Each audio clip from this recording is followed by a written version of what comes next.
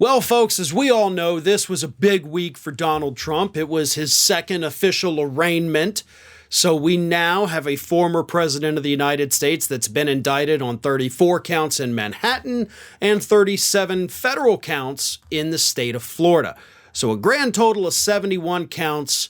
But hey, does that mean that Donald Trump is really not doing well in court? Yes, actually. Because on Tuesday, during Donald Trump's arraignment, his lawyers made a very specific request to the magistrate judge, Judge Jonathan Goodman, John Goodman, I guess. Judge Goodman, they asked him specifically, can you kind of lighten the rules that you've laid out for Donald Trump? Because you specifically say he's not allowed to talk to any of the other witnesses in the case. But as you know, some of the witnesses still work for him, so it may be kind of hard for him to not talk about the case with these people. That was the very first request that Donald Trump's lawyers made after he was officially arraigned and indicted. And Judge Goodman said, no, I'm not going to lighten the rules. No, I'm not going to give in to your request. I don't care if they're working for him. He's not allowed to do it. But then things went a little further. And Judge Goodman may have revealed something. Actually, Donald Trump's lawyers may have revealed something. And Judge Goodman may have confirmed something that many of us have suspected but had no hard evidence to back up. Because Trump's lawyers said, all right, Judge, we'll listen to this. How about the fact that one of these witnesses, and this is from Trump lawyer Todd Blanche in court on Tuesday, one of these witnesses actually happens to be a lawyer who's still working for Donald Trump. He's still working on the case. You know, we got to be able to talk to this guy because he's Trump's lawyer. And judge said, no, you can't.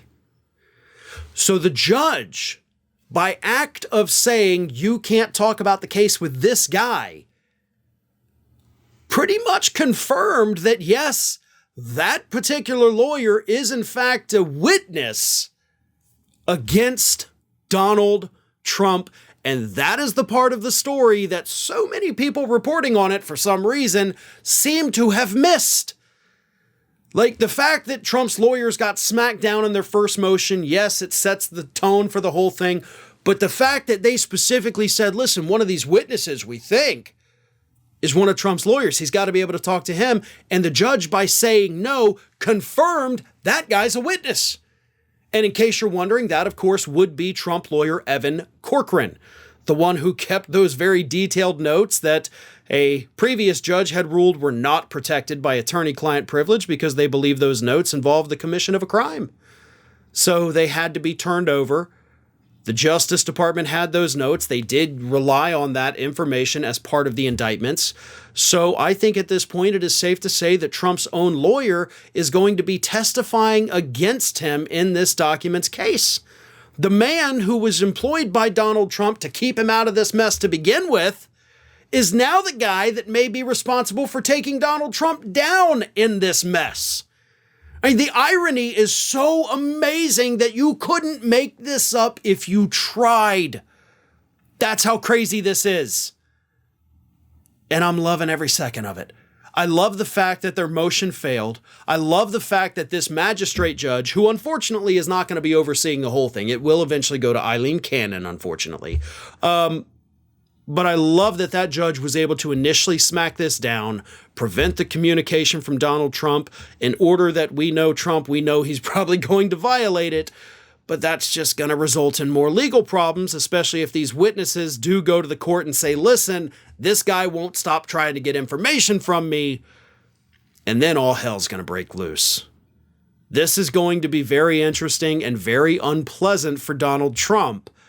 And it's already off to a very bad start for him. Hey everyone, this is Aspen. And did you know that for the low cost of $0 per day, you can subscribe to the Fair and Balanced YouTube channel. We also encourage you to like, comment, and share. But again, click that subscribe button and help Aspen not be so grumpy.